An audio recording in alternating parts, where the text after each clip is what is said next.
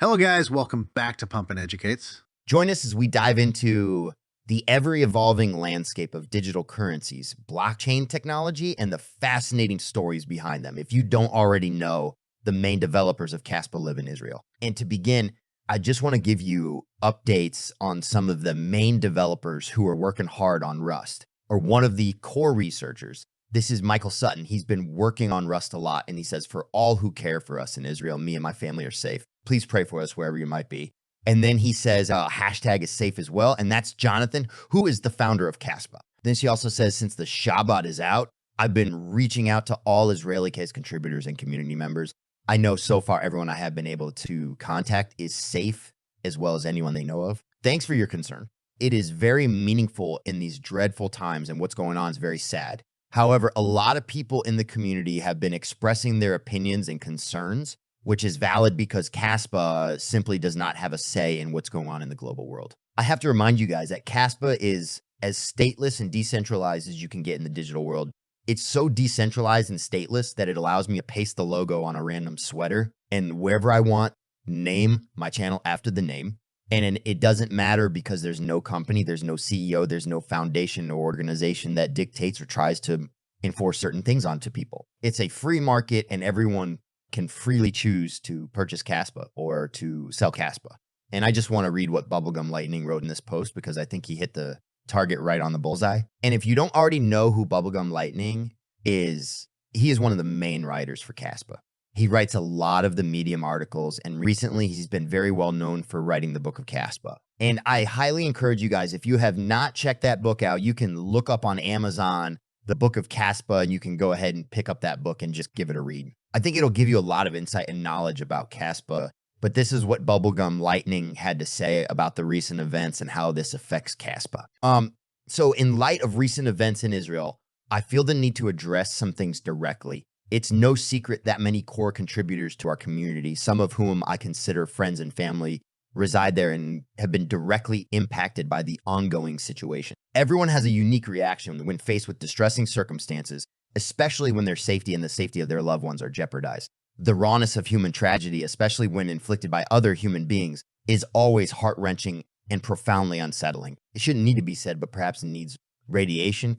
Kaspa as a platform remains neutral. It doesn't have a formal team or central authority, and most definitely Kaspa does not and cannot have emotions or opinions. To put it bluntly, if you ever find a civil bar showing emotions about global incidents, do reach out. I'd be keen to introduce you to a talented psychiatrist. However, it's imperative to remember that the people behind Kaspa do have emotions and opinions. The brilliant minds that contribute to Kaspa are not faceless codes or emotionless algorithms. There are individuals, each with their feelings, fears, hopes, and opinions. Some are vocal about their views, especially when it concerns the safety and future of their homeland, family, and friends. It's distressing to see that for the sake of crypto gains, we risk overlooking this human element, inadvertently implying that Kaspa has a stance when in reality it doesn't. The people do. There's a broader picture here. There are individuals caught in this turmoil who might not wish to be part of the conflict. There are those disheartened by the actions of their governance. While Kaspa is not a platform for politics, we must acknowledge that human suffering isn't politics. It's just that human suffering. All I ask is for understanding, compassion, my friends, my Kaspa family and mistakes, and the literal line of fire. Let's prioritize humanity and remember the real faces behind the screen. If you take issue with someone's personal views, address them directly and without Kaspa in focus. Remember, at its core, Kaspa is just a block tag, and you, me, us, and the global community as a whole is its image and PR. If you hold these guys responsible for your castle bag, that's on you. They have family and their own lives too.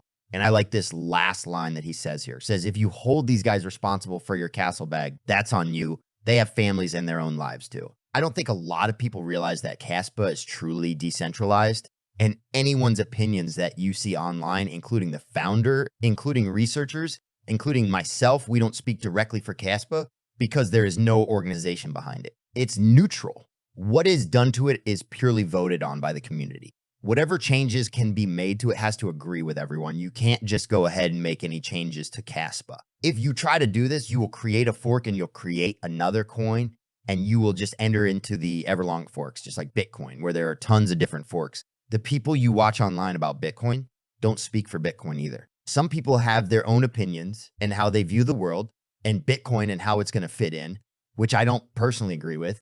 There are things in Kaspa that people say about it that I don't agree with, and it doesn't mean anything. I mean, I'm very vocal about my faith, and my faith doesn't even align with a lot of the core members of the community. But it doesn't matter because we're here for a mission that we see could be revolutionary to the crypto space, and that is creating an actual digital currency that is free from government control and is completely stateless. It doesn't care where you're from, what race you are, or what you believe in. It doesn't matter. It's a free market and anyone can purchase Kaspa or sell it on the market if they desire to do so. And recently I saw the founder make a statement about the recent events and some people took it personally. And I think he was taken out of context, but it doesn't matter what I think because it's hard to place an opinion about something that I have never lived in. And personally, I just never experienced something like that. I've been truly blessed to be living in a place where I don't fear for my life. Like these people in Israel do every single day with possible missiles being shot at your own country. I don't have to go through that. And I can't imagine what that is. So I think people need to think about the bigger picture and remember that the people behind Kaspa who are developing it, they have their own lives and they're actual people as well. They're not just solely working their whole lives to only make Kaspa the greatest thing ever. They also have their own families and things that they have to take care of too. And again, if you hold these guys responsible for your castle bag, that is totally on you.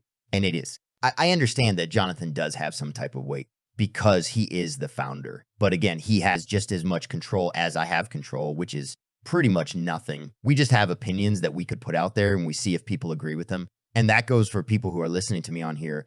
Now, that's pretty much for today. And don't forget to support my channel by giving me a like, dropping me a comment, subscribing, and enabling the notifications bell so you don't miss out on my upcoming video.